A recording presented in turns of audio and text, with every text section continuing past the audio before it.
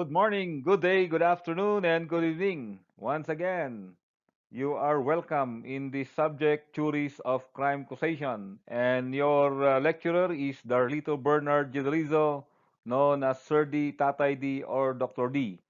And for this particular video, the discussion is focused on the social conflict theories.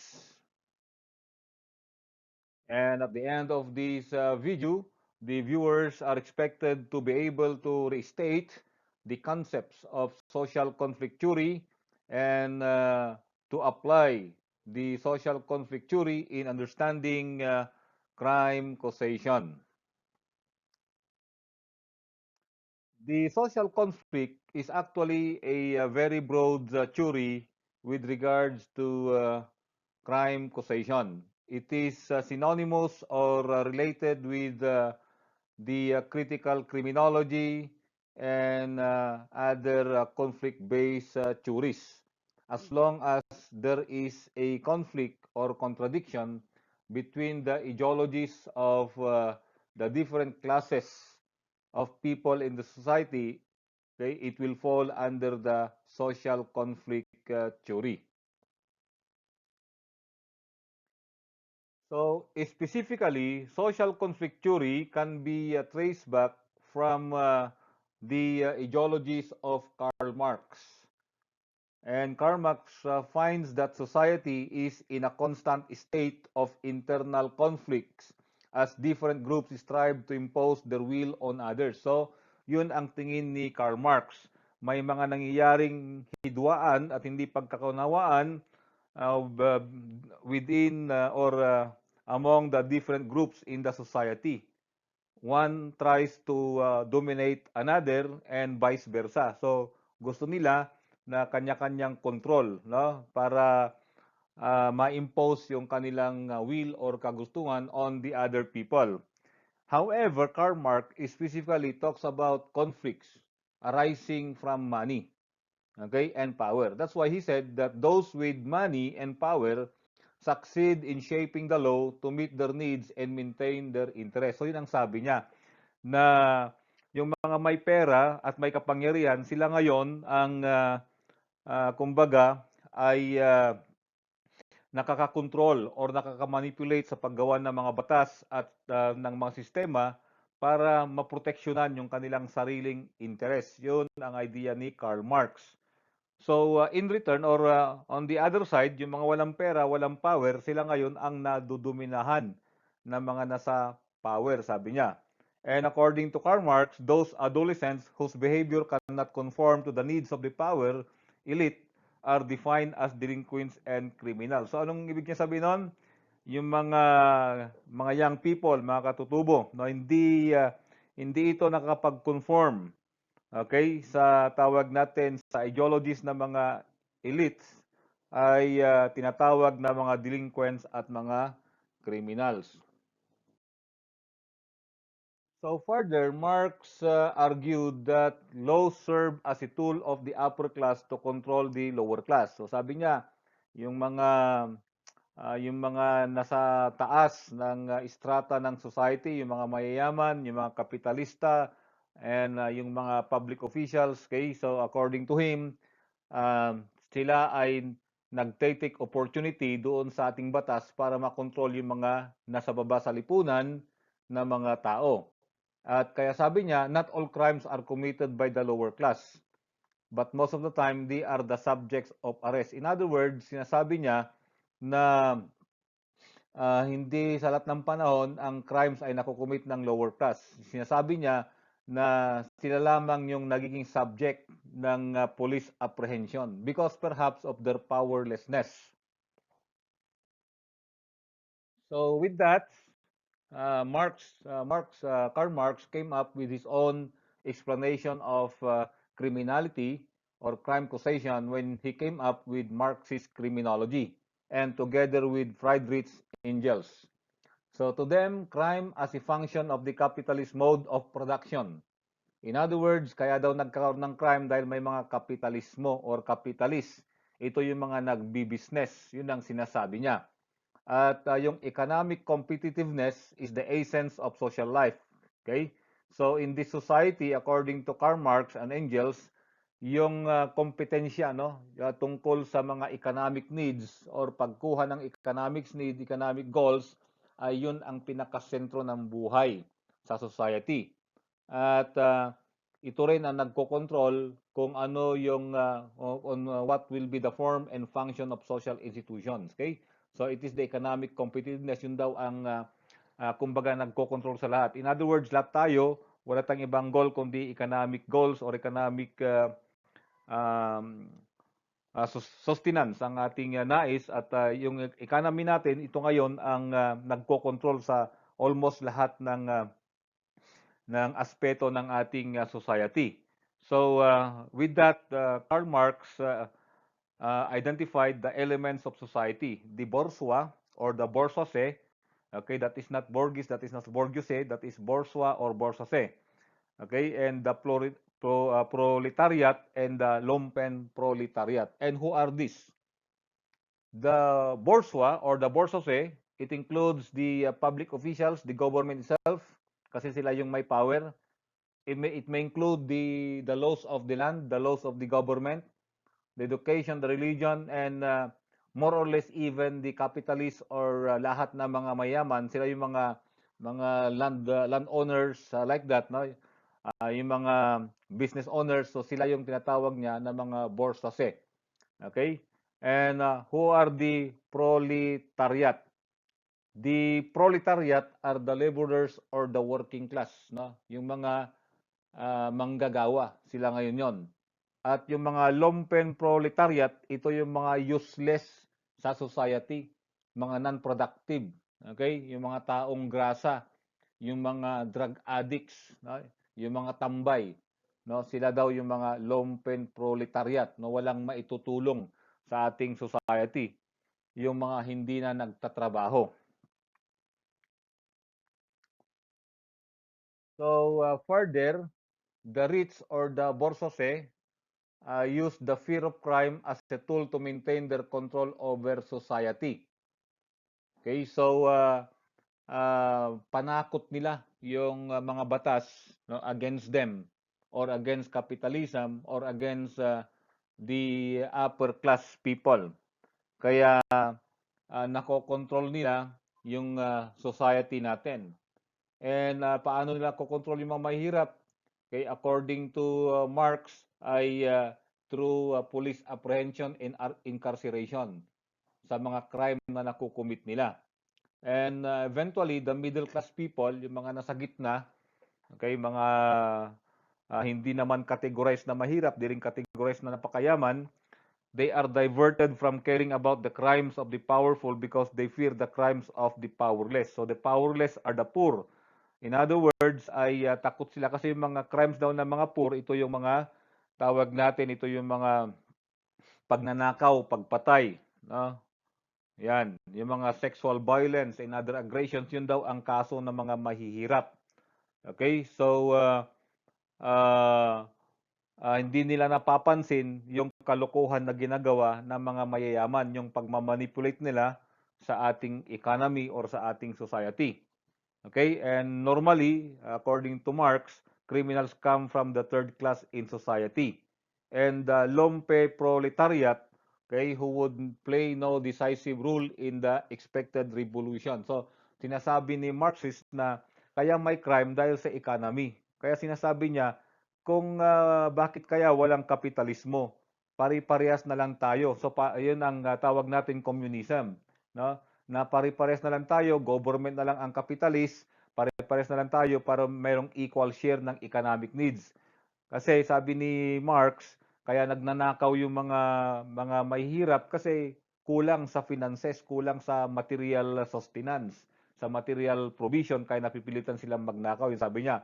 So para matanggal yung mga pagnanakaw, ay kailangan pantay-pantay lahat. So walang mahirap, walang mayaman, so that hindi na nagko-compete sa economic needs. Yun ang sabi ni Marxist, ni Karl Marx. And that is the center of the ideologies of the communism. No? Ang socialist kasi, pro-poor yan. No? Pro-poor or pro working class people. No? Kagaya ni Duterte, siya ay socialist, kaya usually tinitignan niya palagi yung pagtaas ng mga sweldo ng mga manggagawa. Ang pagkakaiba niyan sa communism, kasi ang socialist ay papasok na yun sa communism. Ang communism kasi to the extreme na yan na sinasabi na dapat walang mahirap at mayaman para wala nang nagko-compete doon sa economic goals ng mga tao. So yan ang binabanggit niya na mga borsose, no? Yung mga tawag natin, yung mga capitalist, no? And then you have the government na nalalagyan daw. And then yung mga manggagawa ay konti lang ang napupunta sa kanila. Yan. Okay, so yung mga lumpen proletariat ay ito yung mga useless daw sa society. So wala silang silbi, no? Kaya sa communism ideology, pag wala nang silbi yung tao, normally pinapatay na yan, ano, maganon yan. Wala na silang silbi, no? Ganon yan.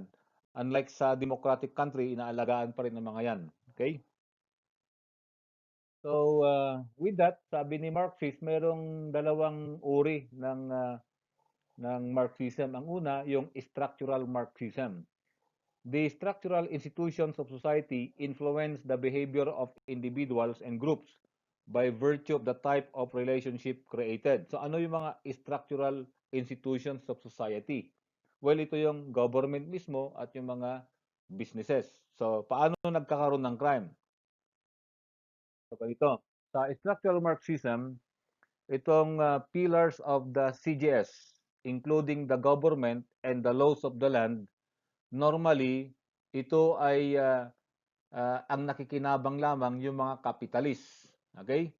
So what is capitalism? This is an economic system in which the means of production of goods or services are privately owned and operated for profits. At accordingly, itong mga capitalist na ito ay namamanipulate nila yung ating batas, yung ating gobyerno, yung structure ng ating society. Okay? So the CGS serves the interest of the capitalist. Yung mga batas ay sumasang-ayon sa kanila. Okay? And hindi hindi napapansin ng nasa middle class at yung mga mayayaman na iba at yung mga mahihirap, di nila napapansin na yung kapitalist ang may gawa ng kanilang kahirapan. So, sabi nila, yung mga batas ang problema. So, they go against the government, they go against the laws that we have. Say, for example, yung isinusulong na end of contractualization. Okay? Nagkaroon yung problema kasi diyan is nung nagkaroon ng contractualization law, automatic yan pag nag 6 months ka sa trabaho, tiniterminate ka. Ayan. So, sino ang gumawa ng batas na yon? Okay? Yung mga kwan yan, yung mga kapitalist, kwan sa kanila yun, pabor sa kanila. So ngayon, hindi napapansin ang ginagawa ng mga tao, ang kanilang biniblame ay yung mga tawag natin, biniblame nila yung batas, biniblame nila yung government na bakit mayroong contractualization law. Pero hindi nila alam na yung batas na yon ay naging instrument ng mga capitalist upang makontrol nila yung mga mahihirap. So parang ganon. So ganon din sa mga eskwelahan, okay, bakit yung pagtaas ng tuition fee ay hindi to ma-regulate na completely na ma-regulate ng government? Because merong mga natawag nating tuition fee deregulation law. Okay? Yung tuition fee deregulation law na yon ay yun ang hinahawakan na batas ng mga kapitalist. So, yung batas natin, yun ang structure ng ating government, yun ang nagko-control ngayon sa tao. Nako-control sila. At yung mga batas na yon na ginawa ng government natin, without us knowing it, ay yun ang ginagamit ng mga capitalist para ma-serve yung kanilang interest, para ma-protect yung kanilang ganansya, yung kanilang pagyaman. So, with that, nagkakaroon ng conflict against the government. So kumukontra yung mga tao sa gobyerno. Kaya yun ang ginagawa ng komunista. Nagrarally sila against the government. At isinasama nila yung kapitalist na ibagsak ang kapitalismo kasi sila daw ang nagmamanipulate sa ating society. So yun ang kanilang yun ang kanilang ideolohiya or the ideology na sinisigaw sa kalsada. Okay? So eventually ay nagkakaroon ng crimes dito sa baba. Yung mga pagnanakaw, okay, yung mga sexual violence like that. So accordingly, kaya daw may mga nagnanakaw dahil kulang sa financial provisions and material provisions, sabi ni Marx. At may mga nagkakakaso ng mga violence crime like that because accordingly ay na-stress na sila doon sa kanilang economic status na mahirap. Okay?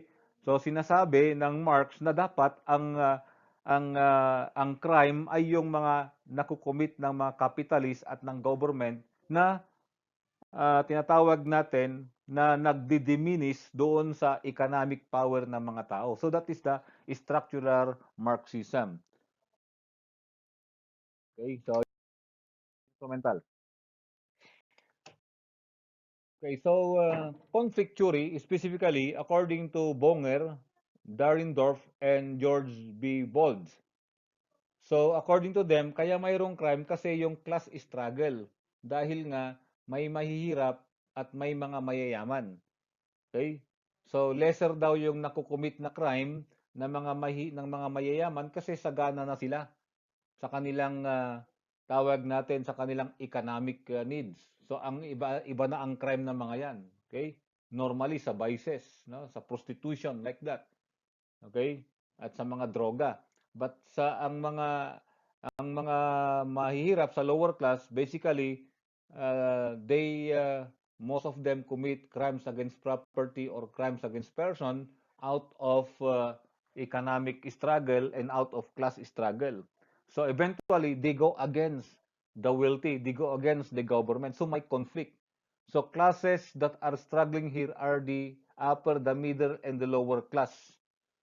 Yung mga walang power. So kay Bonger, kay Darendorf at kay Vold, hindi lamang yung mga poor ang nag-struggle, even yung mga nasa upper and middle classes, particularly yung walang impluensya, yung walang kapangyarihan.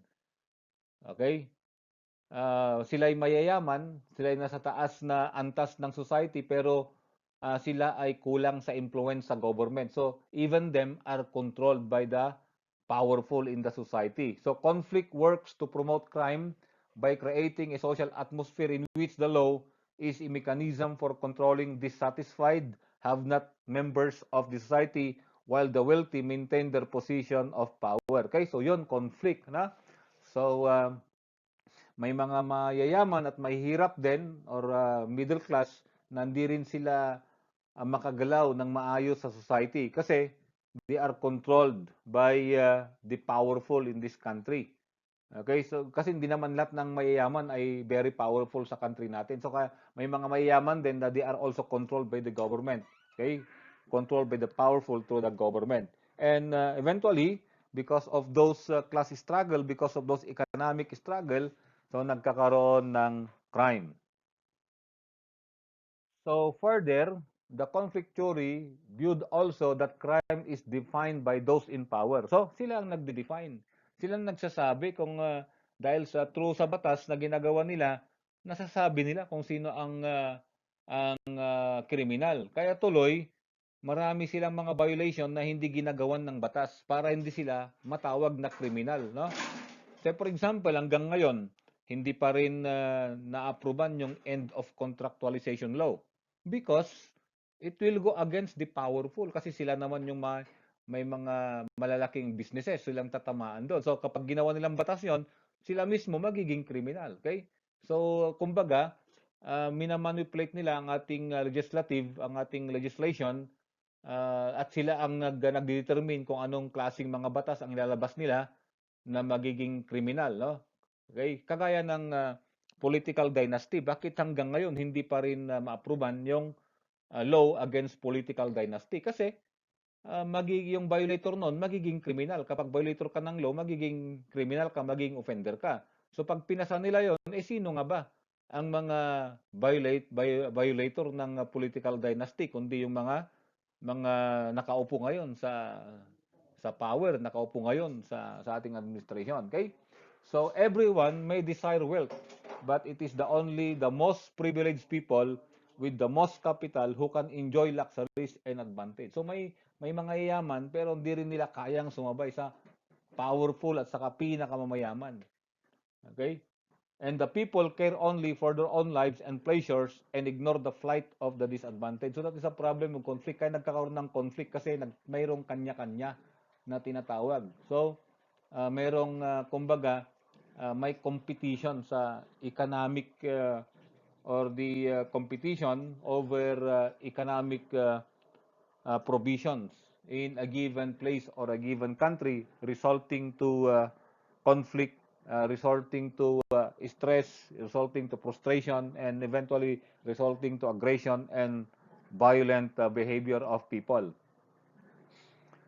So, who are these in power? Again, these are the people who have the ability, or these are the ability of persons and groups to determine and control the behavior of others and to shape public opinion to meet their personal interests. So, maraming mga batas na hindi nila ginagawa kasi it will contradict them because they are powerful. No? They are not going to make a law that will make them an offender or criminal. Okay? So, we call it uh, they control the behavior of others and to shape public opinion so that yung kanilang personal interest ay maproteksyonan yung mga powerful na ito. Kaya nagkakaroon ng conflict kasi mayroon pa ring inequality doon sa economic provision at mayroong inequality doon sa legitimate means of acquiring economic wealth. So, what else?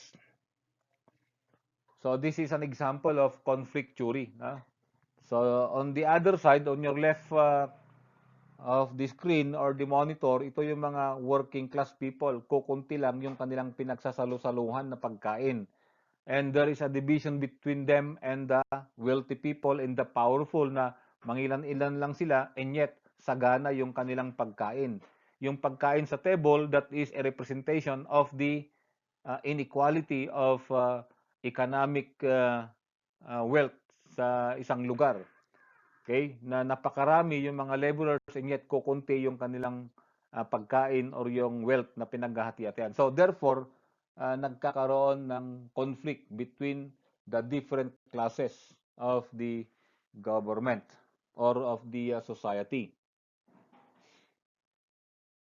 Okay, so Ralph Dahrendorf said that modern society is organized into what he called imperatively coordinated associations. Meaning, hindi ang ating society, sabi niya, ay uh, ang mga associations ng mga kapitalista, ng mga mayaman, ng ating gobyerno, okay, ay dapat to nagko-coordinate, meaning nagtutulungan, sabi niya. And these associations comprise of two groups, those who possess authority and use it for social domination, and those who lack authority and are dominated. So, yun ang problema. Okay? Supposedly, those who possess authority should do it also for the good of those who lack authority, but ibang nangyayari. Nagkakaroon ng conflict, sabi niya, because yung mga nasa those with authority ay they socially dominate the people. Okay? Which is totoo naman, no, sa ating bansa, ganun naman 'yan, no?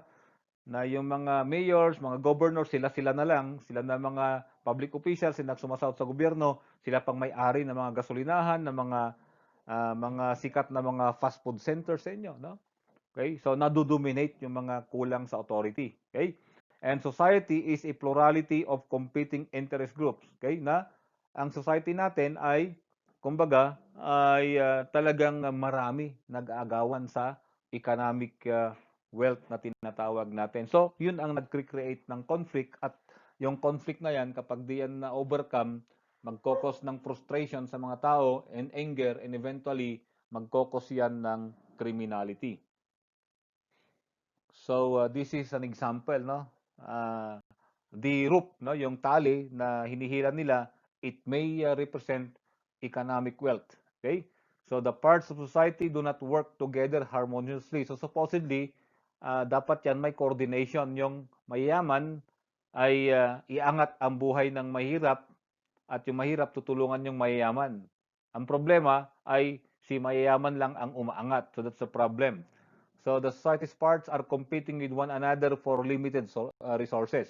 From the conflict perspective, social problems are the natural and inevitable outcome of social struggle. And the basis of all social problems is the conflict over limited sources. Yun ang pinaka-basis niya. Kokonti yung pinag-aawayan na wealth. Okay?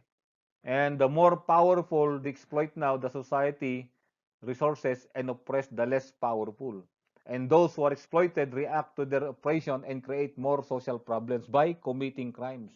Kasi exploited sila. So,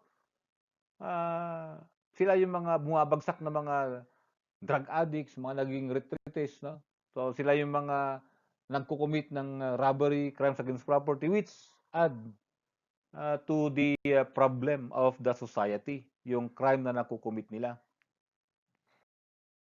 So, on the other hand, George Wald adapted the conflict theory in criminology. Siya yung nag-adapt actually. Kasi ang conflict theory, dati yan ay ina-apply lang yan sa sociology, sa economy, sa politics. Doon lamang ina-apply yan dati, yung conflict theory. Okay, so kay George Wald, siya yung nag-adapt sa conflict theory ng social science doon sa specific na commission ng criminality. So that's why he said that crime can also be explained by social conflict. Yung binabanggit ko na dahil sa conflict, dahil sa pag-agawan sa limited economic resources, yung mga hindi nakaka-acquire ng equal provisions, economic provisions, sila ngayon yung nagko-commit ng crimes adding to the woes or to the problems of the society. Okay, so laws are created by politically oriented groups who seek the government's assistance to help them defend their rights and protect their interests. Ang tawag natin dyan mga lobbyists. No? So ganito yon. A law, when it is proposed as a bill, merong mga makikinabang dyan. Merong mga advantageous at saka disadvantageous. Okay? So ngayon, yung mga naglalabi for the passing of the law at yung mga nag-favor para hindi pumasa yung law, ang tawag natin doon mga lobbyists, no? Okay? So may mga nagbabayad diyan. So sige, ipasa mo yung batas na yan. Tutulungan ka namin, bibigay kami ng 100 million, pasahan nyo yung batas na yan, magiging batas yan. Why? Bakit nila ginagawa yon? Para tawag natin, maproteksyonan yung kanilang interest. Kaya that's the reason why the Republic Act 1131 or the new criminology law that we have, matagal yun na ipasa sa Kongreso kasi walang pera ang criminologists para maglabi, para tawag natin mag-push sa batas. Okay, so kailangan kasi yan, that's the reality of the society that we have, that there are influential people who can influence the lawmakers so that they can create laws for them. They can create laws for the protection of the interests of the lobbyists. Okay? So that's the reality. That's why mas lalong lumalaki yung conflict between classes of the government, okay, or of the society, particularly people in the lower class. Kaya yun ang nag-cause ng criminality. So further, George Wald said that criminal acts are consequence of direct contact between forces struggling to control the society. Doon pa lamang sa pagpapasa ng batas, okay, ay nagkakaroon na ng conflict. Ayan. Dahil nga, mayroong mga kumukontra sa batas at mayroong pumapabor sa batas na ipapasa. Sinong papabor sa batas? Yung mga makikinabang sa batas. Sinong kumukontra? Yung mga tatamaan dun sa batas, yung mga detrimental sa kanilang batas. Kaya hanggang sa mga pag-prosecute ng mga cases, meaning sa criminal cases, nakakaangat yung mayayaman, yung mga may influensya sa gobyerno, they can manipulate the prosecution na di-dismiss. Okay?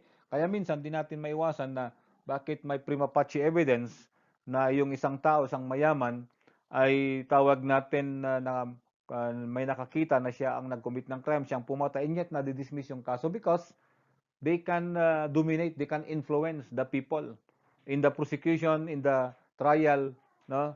With money and with influence, kaya nilang tawag natin na ma-influensyan yung kaso. At eventually, yung mga biktima, lalo yung mga mahirap, sila ngayon ang, kumbaga, on the losing end of those system.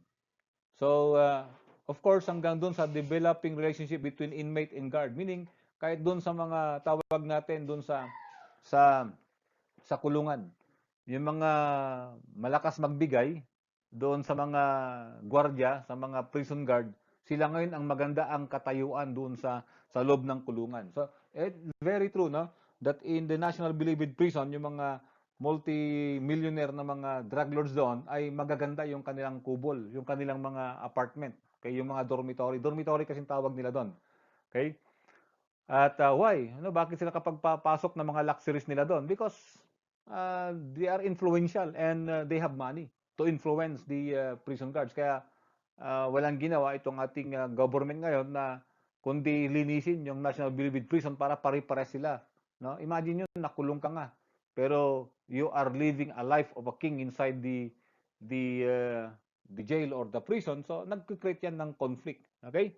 So in other words, ang sinasabi lang yan ni Bold ay pag ma-impluwensya ka, mapera ka, you can influence the government for your favor to protect your interest. Kawawa yung walang pera. Okay, so with that, nagkakaroon ng conflict. And Richard Caney, on the other hand, isa rin itong sumusuporta sa Marxism. Si Caney embraced a conflict model of crime who integrated his beliefs about power, society, and criminality into a theory he referred to as the social reality of crime theory. Social reality of crime theory. And what is that? He said that criminal definitions or the law represents the interest of those who hold the power in society. And that is the reality na nagiging criminal act ang isang misbehavior, okay, because yan ang ginawa ng mga nasa power, okay, nasa influential o nasa mga mayayaman na na-influensyan ng government. Okay? So basically, ang batas natin nire-represents niya yung interest ng mga powerful. Okay? Kaya makita ninyo na kumbaga may reason din yung ating mga aktivista na protest against the government. But I don't agree with them, particularly on the manner of rising up against the government. But insofar as the protesting against the inequality of the society, it's okay for me, no? But not on the extent of going against the government to change the government, okay? So yun ang dahilan nun. So where there is conflict between social groups, according to Caney, the wealthy and the poor, those who hold power will be the ones to create the laws that benefit themselves. Okay? I already explained that, no? Ang tawag doon ni Caney ay social reality of crimes. Okay? So this is how. So this is the quadrangle of crime.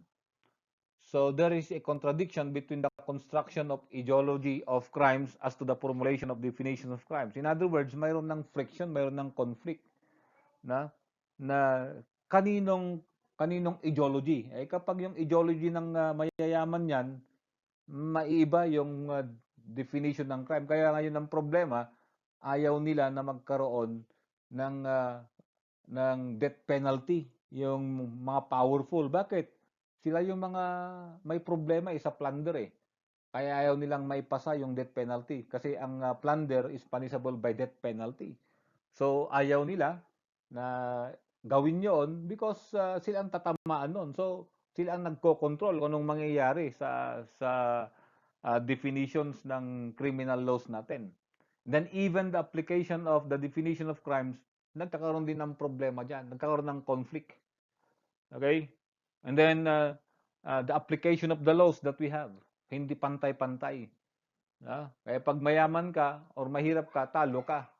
Kasi hindi mo kaya na ipaglaban yung rights mo. That's the idea. And then the development of behavior patterns in relation to the division of crime also. No? Yun ang naging problem. So in the middle, nagkaroon ng class struggle and class conflict. Okay? At yung struggle na yan, particularly yung mga nado-dominate sa ating society, yun ang nagkokos sa kanila ng stress and frustration that may cause them to commit crimes later on. So what about John Lea and Jack Young in 1984 in their book What is to be Done about Law and Order? You call that the left realism theory. Okay? realism. No? Pag sabi kasi natin realism, ito yung practical na nakikita natin. Ito yung mga actual nakita natin sa buhay.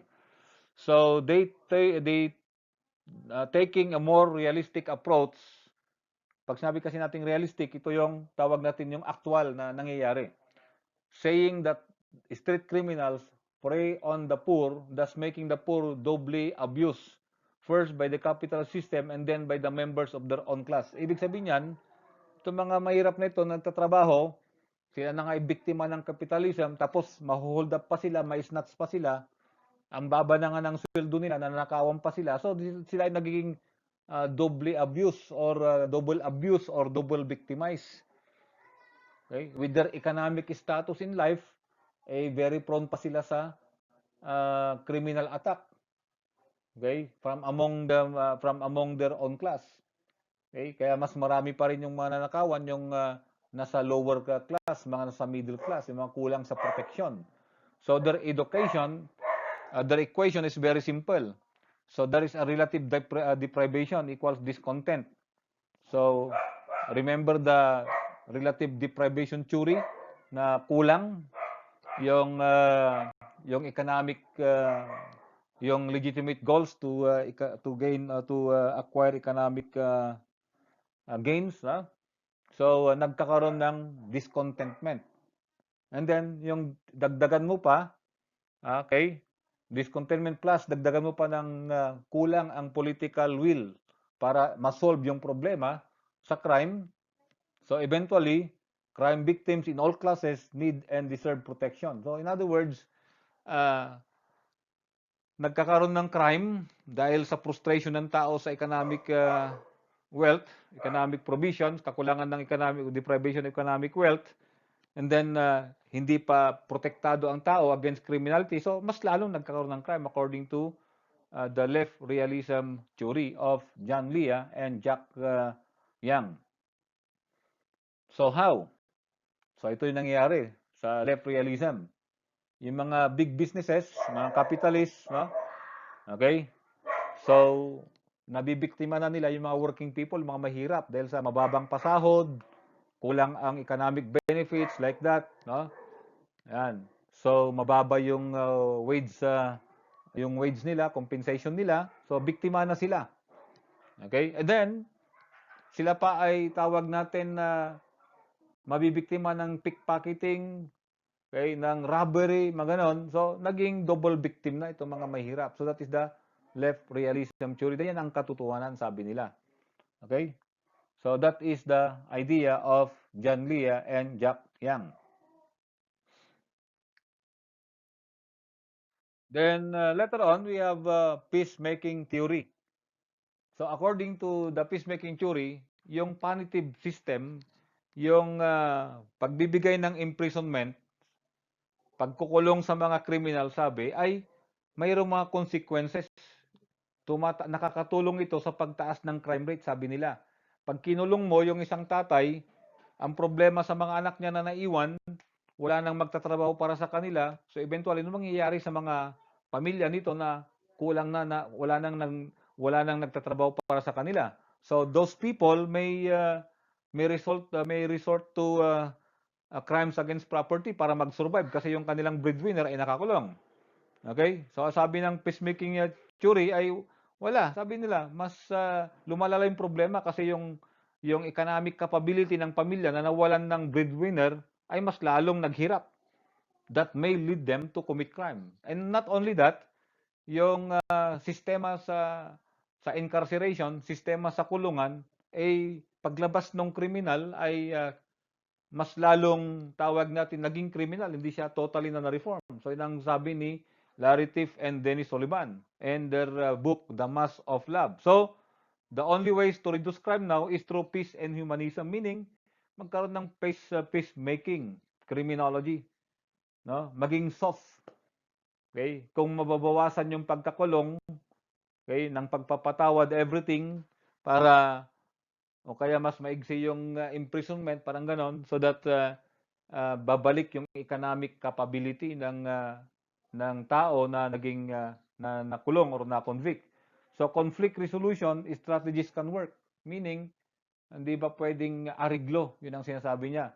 The strength of this is that it will offer a new approach to crime control through mediation as the main purpose to promote a peaceful and just society. And there will be mutual aid rather than coercive punishment. So kaya dito sa peacemaking theory of crime ay gustong bawasan ng kriminalidad by we call it applying mediation. Mediation, bayaran yung namatay, bayaran yung pamilya. Okay? So, para hindi naman kawawa yung pamilyang iiwan pag nakulong siya, okay, baka sila naman yung pamilya na sa the well back, sila naman ang magko-commit ng crime. Okay? So, and of course, peacemaking theory, papasok na dyan yung mga ibang postmodernism criminology or papasok na rin dyan yung restorative justice. Okay? So, the peacemaking theory is an approach that considers punitive crime control strategies to be counterproductive. Counterproductive in the sense that makukulong yung yung criminal, wala nang magpo-provide sa kanyang family. And it will favor now the use of humanistic conflict resolution to prevent and control crimes. Okay? Now we have the institutive and constitutive theories. Ito yung mga bago lang ito na mga theories. Ano? So, according to Greg Barak and Stuart Henry, crime as the application of harm to others. Meaning, ito yung crime ay ginagamit, ito yung crime ay tawag natin para ma ma-injure mo, mapatay mo, ma-damage mo ang iba. And people committing criminal acts are the same at the same time being made unequal or disrespected because they are labeled as criminals. They are rendered powerless to maintain or express their humanity. Kasi nga, tawag natin, uh, they will become or they will be incarcerated.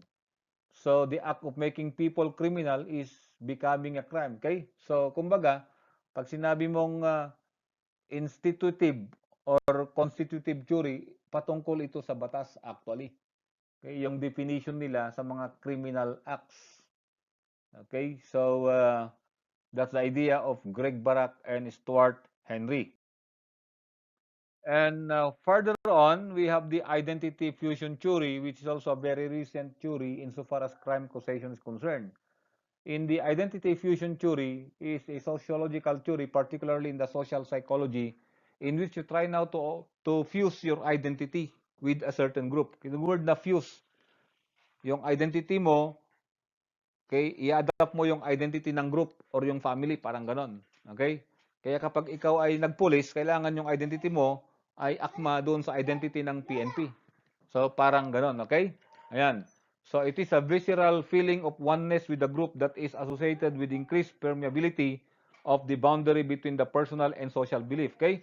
So, parang i-fuse mo yung sarili mo doon sa social self or sa identity ng isang social group. And then, blending of individual's personal self and social self with that of a group. Okay? And it has attempted to explain why a person engages in political participation. Because, sabi nga sa social psychology na, kumbaga, kung say for example, sa pagpasok sa trabaho, kung ikaw ay papasok sa trabaho, kailangan yung identity mo, yung personal identity mo, i-fuse mo doon sa social self ng papasukan mong company. Or kung papasok kang police, i-fuse mo yung personal identity mo sa pagiging police, parang ganon. So, in so far as crime is concerned, okay, so kumbaga, if you fuse mo yung identity mo doon sa criminal group in committing a crime, no? So, that's the identity fusion theory in so far as crime causation. So, further, the personal self remains salient or important, and few persons feel that they both strengthen and draw strength from the group, resulting in elevated personal agency. Meaning, okay, so sumama ka sa fraternity, sumama ka sa gang, so in-infuse mo sarili mo doon sa gang. So na-strengthen ka, no? Na-strengthen yung pagiging tigasin mo or tendency mo na maging criminal. And the fused person view the group as a family because he will believe that the family membership requires sacrifices, meaning ay kumbaga ay ipagpalagay muna na kapamilya mo yung grupo, yung fraternity or yung gang na yan. And when a family member is imperiled, they experience emotions akin to what is self is imperiled. The result is strongly fused people will make extreme sacrifices for the group. Meaning, by hook or by crook, you are going to do what is good for the group. Parang sa communism, kumbaga, no? Parang sa NPA. So, kung kinakailangan, kasi kaya ang unang ginagawa ng propaganda ng NPA or komunista is yung Marxist ideology na ang pamilya ay instrumento ng kahirapan. Okay? Instrumento ng government yung family, nakokontrol ng government yung family, kaya iwan mo yung family mo. At ang gawin mong pamilya mo yung communist or yung NPA. So that later on, by all means, isasacrifice mo yung sarili mo, wag lang mapasubo yung organization. Kaya yun din ang isa sa mga assumptions why the Makabayan Black are continuously on denial na sila ay members ng Communist Party of the Philippines. Because ayaw nilang ipasubo yung kanilang association, yung kanilang grupo. Kasi pag once na inamin nila, eventually mapipilay yung communism. Kasi yung pagiging congressman nila, malaki yung pera na naipapasok nila sa Communist Party of the Philippines. At the same time, malaki yung kanilang hawak sa ating society. Nalilegitimize yung kanilang mga ginagawa na without us knowing it na ito ay ginagamit nila to divert funds para sa communism. So, kaya ayaw nilang aminin. Kasi once sinabi nila yan, okay, so uh, ma masisira yung Communist Party. So nagkaroon sila tinatawag nating identity fusion. So isa sila sa mga example ng identity fusion theory. So ang kino-consider nilang pamilya nila is yung kanilang terrorist group na NPA, na komunista yun ang kanilang kino-consider. Okay? Relative to conflict theory is the conflict between gender inequality. Okay? So maraming nabibiktima na mga babae because of gender inequality dahil sa tingin sa mga babae. That's why there are numerous people who came up with feminist theory of crime causation, or we just call that the feminist criminology. So they are attempting to correct, okay, the concept of bakit mayroong criminality. So ang kanilang konsepto rito ay fino-focus nila yung tungkol sa gender awareness. So the feminist theory of crime causation or feminist criminology is a corrective model intended to redirect the thinking of mainstream criminologists to include gender awareness. So ano ba yung mainstream crime causation? Yan yung mga biological, psychological, sociological, okay, socio-biological, okay. So those are the mainstream explanation of crime causation. So to them, they would like to correct that, na sinabi nila meron kayong na-overlook, and that is the gender awareness. So they focus on women offenders, women victims, and women in the criminal justice system in order to understand the causes, trends, and result of female criminality. So sabi nila, puro kayo psychological, puro kayo sociological, puro kayo biosocial, okay?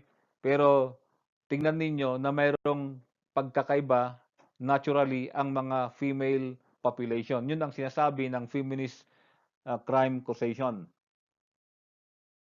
So first, you have the liberal feminism. The liberal feminism emphasizes the gender role socialization as the primary source of women's oppression. Ano yan? Okay? Yung rule ng bawat gender sa society. Yun ang, kumbaga, naging source bakit may mga nabibiktima ng babae. Okay? Na ang babae ay ganito lang dapat ang role nila, ang babae ay ganito sila. So eventually, according to, we call it liberal feminism, sila ay na-oppress. So So, kailangan magkaroon ng liberalism sa mga babae. So, they describe a power-based and traditional domination of women's bodies and minds by men throughout history and blame present inequalities on the development within culture and society of separate and distinct spheres of influence and traditional attitudes about the appropriate role of men and women. So, sinasabi niyan, ng babae ay pambahay, ang babae ay pang house chores, okay? Ang babae ay for the gratification of the male population. So, yun ang traditional view. At ang babae ay considered as a weaker sex. Okay? So, eventually, yung conventional or traditional thinking about women, yun ang nagkokos ng crimes against women. So, the liberal feminism calls for elimination of traditional divisions of power and labor between the sexes as a way of eliminating inequality and promoting social harmony. Sabi nila, tanggalin na yon traditional view na ang babae ay pambahay, ang view ng babae ay pangkama, ang babae ay pang sexual gratification ng lalaki. Okay, tanggalin yon.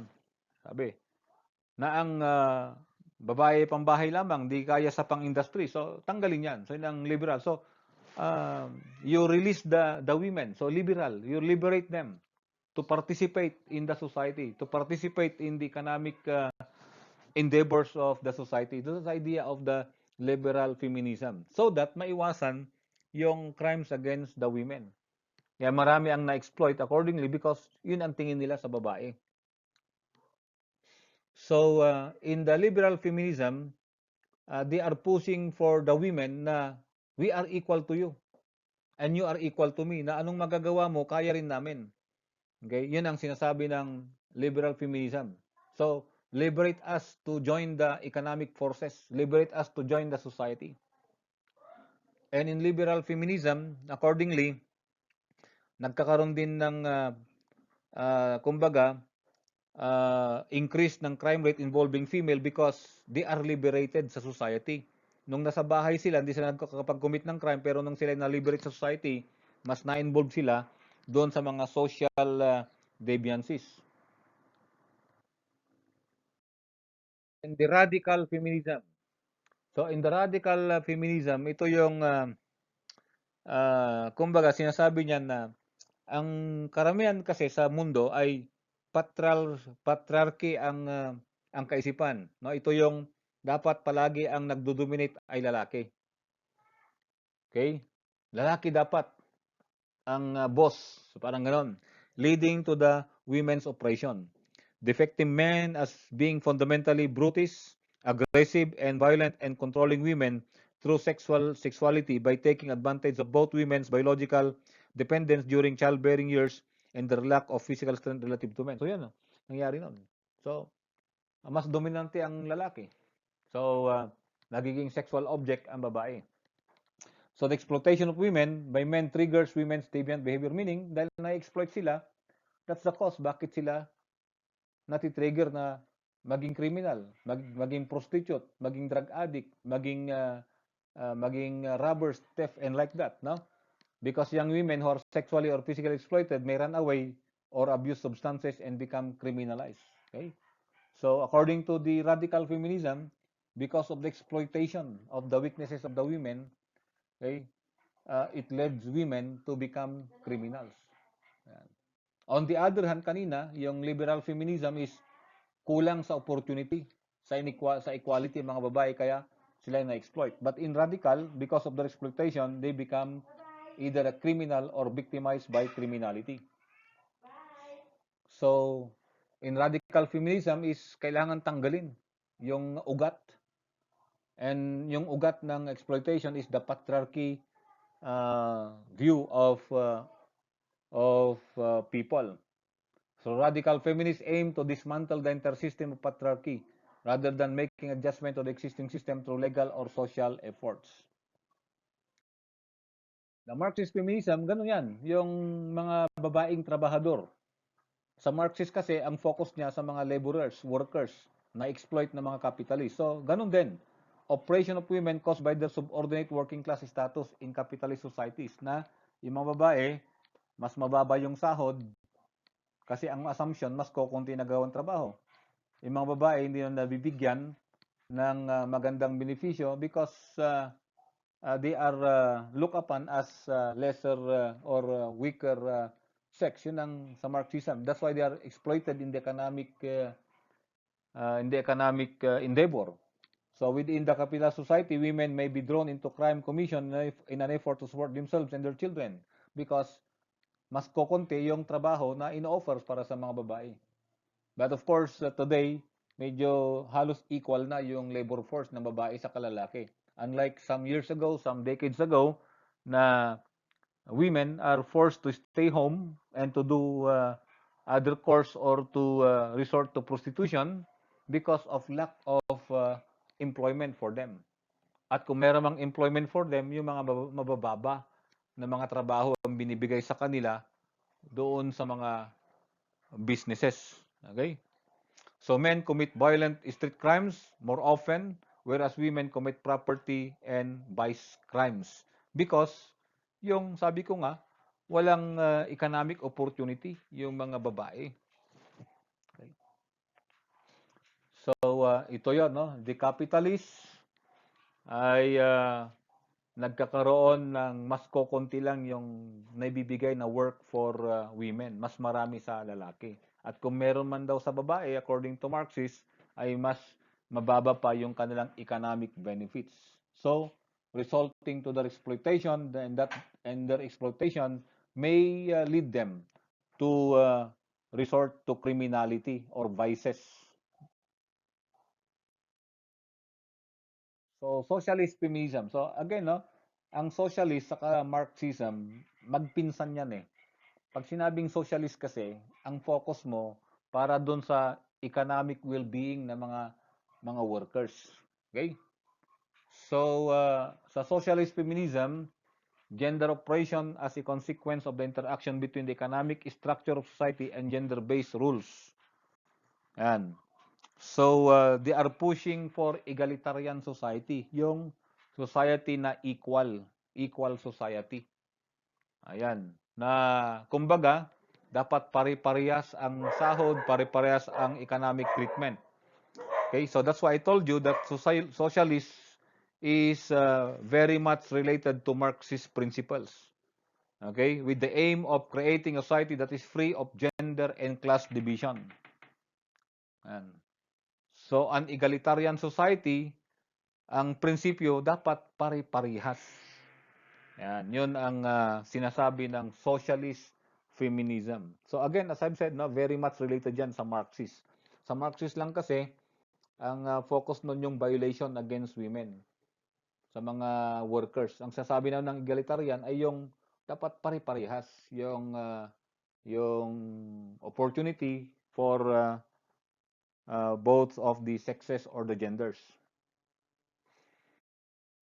Then, finally, you have the postmodern feminism. Okay, postmodern. So, they would like to separate from the feminist perspective, no, concerning the patriarchy, the dominance of men over women, the inequality of men and women.